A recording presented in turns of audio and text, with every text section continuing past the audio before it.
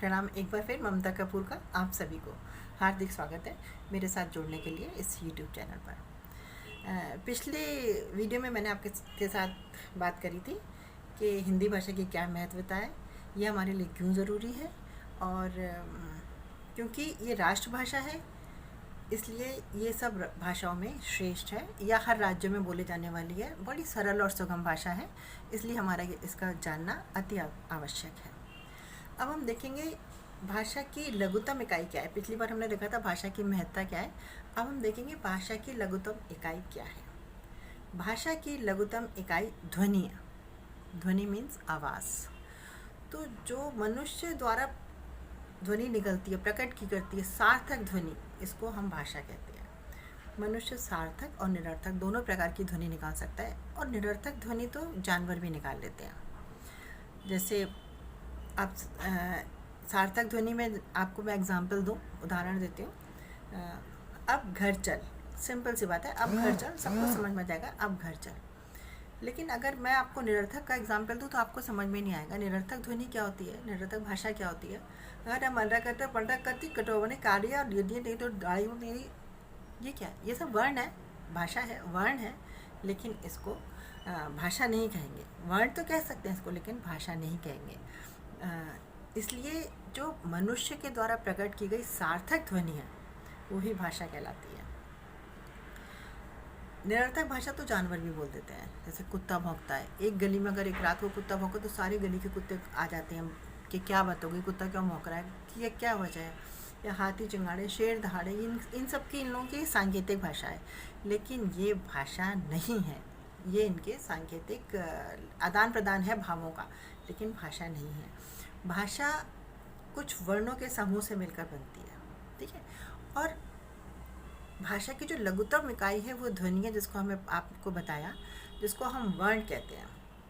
अंग्रेज़ी भाषा में कितने वर्ड्स होते हैं? Words means alphabets. अंग्रेज़ी भाषा में कितने अल्फ़ाबेट्स होते हैं बताइए ज़रा, बताइए। जी हाँ, अंग्रेज़ी भाषा में 26 अल्फ़ाबेट होते हैं, बिल्कुल सही है। और जिसको नहीं पता है वो भी छोटा सा ज्ञान लेने, अंग्रेज़ी भाषा के 26 अल्फ़ाबेट्स होते हैं। उसी तरह अंग्रेज़ी भाषा की तरह हमारी हिंदी भाषा में भी वर्ण होते हैं, जिनको हम कह सकते हैं 45 वर्ड्स होते हैं, जिनको 10 वर्ण को स्वर कहते हैं और 35 वर्ण को व्यंजन कहते हैं, ठीक है।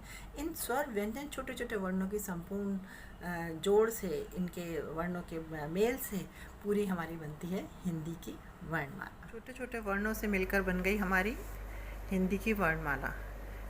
हिंदी की वर्णमाला में 45 वर्ण होते हैं, जिसमें कि 10 स्वर और 35 व्यंजन होते हैं।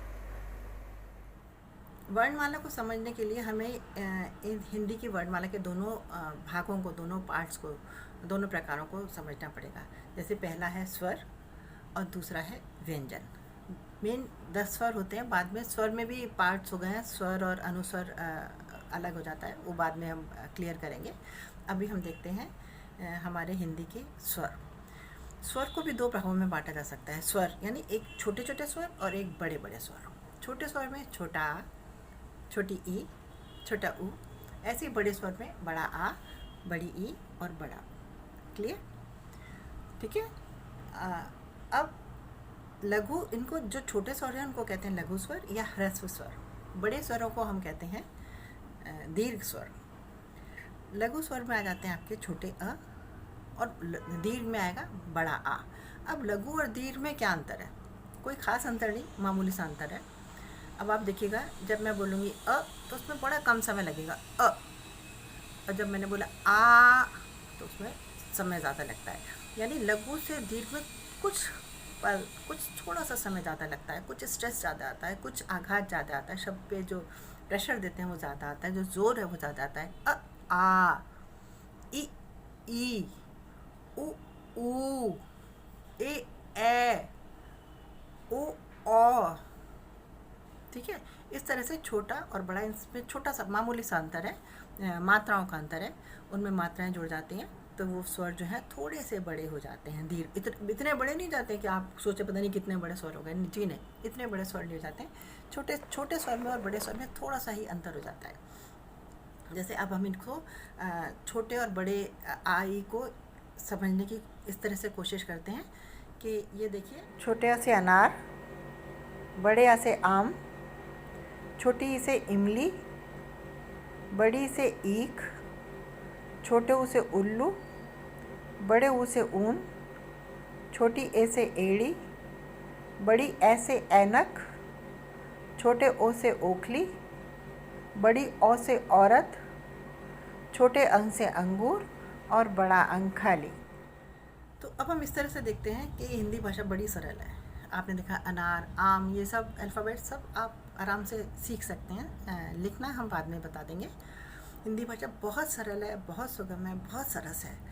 इसका सबसे बड़ी विशेषता क्या है कि जिस शब्द को हम जिस तरह से लिखते हैं, जैसे क वर्ण है तो क वर्ण को क ही बोलेंगे और क ही लिखेंगे, जबकि रोमन भाषा में अगर हम ह बोलना चाहें तो हम उसको एच लिखेंगे, और अगर हम ग बोलना चाहें तो हम उसको जी लिखेंगे, और हम व बोलना चाहें तो हम उसको डब्ल्यू लिखेंगे। यानी बोलना और उसका उच्चारण दोनों में भिन्नता है, इसलिए थोड़ा सा कन्फ्यूजन होता है रोमन भाषा में।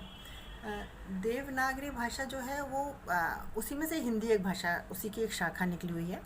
लेकिन देवनागरी में जो अल्फ़ाबेट्स हैं, जो देवनागरी की वर्णमाला है, उसमें 52 वर्ड्स होते हैं। 52 मीन्स 50 + 2, 52 वर्ड्स होते हैं। और हिंदी में आपको सबको सब पता ही चल गया, हिंदी में 45 वर्ड्स होते हैं, 45 शब्द होते हैं, जिसमें से कि 10 स्वर और 35 व्यंजन। आज हमने स्वरों को देखा। अगले वीडियो में हम आपको व्यंजन के बारे में बताएंगे कि व्यंजनों को कैसे बोला जाता है। बच्चे बहुत गलत करते हैं व्यंजन बोलने में, लेकिन हम बताएंगे व्यंजन को कैसे बोला जाता है। शुक्रिया, धन्यवाद।